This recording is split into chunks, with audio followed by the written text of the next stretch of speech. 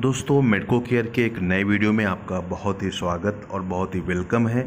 आज हम जानेंगे मैक्स्ट्रा PDS सिरप के बारे में। दोस्तों मैक्स्ट्रा सिरप के बारे में मेरा एक रिव्यू है जिसको आप देख सकते हैं, लेकिन ये PDS का मतलब क्या होता है?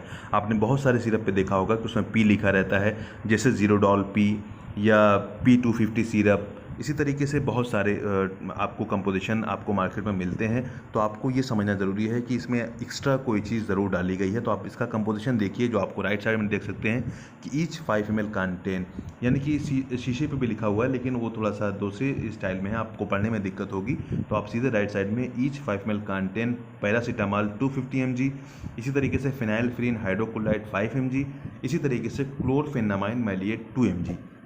इसमें दोस्तों पैरासीटामॉल को ऐड किया गया इसीलिए इसका नाम मैक्स्ट्रा P सिरप है। अगर इसमें पैरासीटामॉल नहीं होता तो इसका सिर्फ नाम मैक्स्ट्रा होता, जिसमें आपको फिनाइलफ्रीन हाइड्रोक्लोराइड और क्लोरफेनामाइन मैलिएट 2 चीज़ मिलती। तो अब इसका जो काम होता है वो बढ़ जाता है। बढ़ने का मतलब ये है कि अगर किसी पेशेंट को सर्दी, खांसी या एलर्जी या ऐसी कोई दिक्कत हो रही है, उसके साथ साथ उसको फीवर भी आ रहा है, बुखार भी आ रहा है, तो अलग से हम बुखार के लिए सिरप ना दे करके हम इस सिरप का इस्तेमाल करेंगे तो इसमें बुखार का भी उसको हो जाएगा, सर्दी खांसी के लिए भी हो जाएगा, एलर्जी के लिए भी हो जाएगा, बदन में खुजली है तो उसके लिए भी काम कर जाएगा। लेकिन अगर किसी को बुखार नहीं है, उसको बुखार की दिक्कत नहीं है, सिर्फ उसको सर्दी खांसी है या खुजली है, तब उसमें हम सिर्फ मैक्स्ट्रा सिरप का इस्तेमाल करेंगे, मैक्स्ट्रा P सिरप का इस्तेमाल बिल्कुल भी नहीं करेंगे। लेकिन अगर किसी पेशेंट को बुखार भी है साथ में, तो उसमें हम मैक्स्ट्रा P सिरप का इस्तेमाल करेंगे।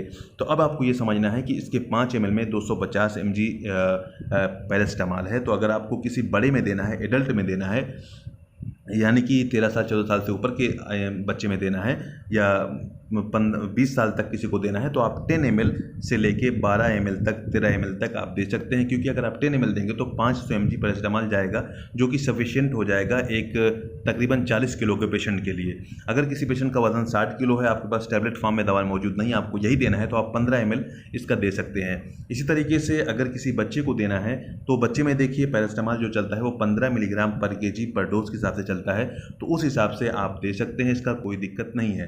तो अगर मान लीजिए 10 किलो का बच्चा है तो आपको कितना देना होगा? 150 के लिए आपको तकरीबन 2.5 से 3 ml आपको देना पड़ेगा। 1 साल के बच्चे में ये सिरप 2.5 से 3 ml चलेगा। इसी तरीके से अगर आप 15 किलो में देंगे तो उसी हिसाब से आपको मल्टीप्लाई करके देना है।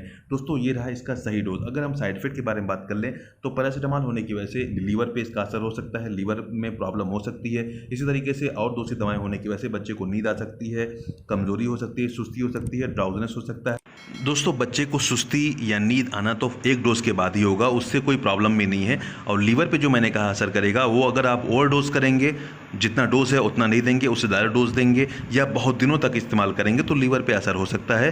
तो इसलिए पैरासीटामॉल का असर लीवर पे ही सबसे ज़्यादा होता है। लेकिन अगर आप नॉर्मल इस्तेमाल करेंगे जितना इसका डोज है, तो कोई भी प्रॉब्लम आपको देखने में नहीं मिलेगी। एक वार्निंग है जो हम देख सकते हैं कि taking more than daily dose make का सीरियस लीवर डैमेज। देखिए यहाँ पे मैंने आपको पहले बताया था, आ गया आर एलर्जिक रिएक्शन।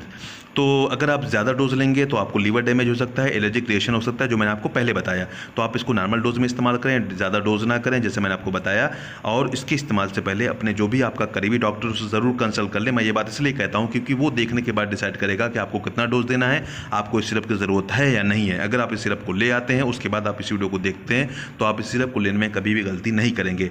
तो दोस्तों मेरा ये वीडियो देखने के लिए बहुत बहुत धन्यवाद। इस वीडियो को ज़रूर शेयर करें, चैनल को ज़रूर सब्सक्राइब करें। मिलते हैं अगली वीडियो में, तब तक के लिए जय हिंद।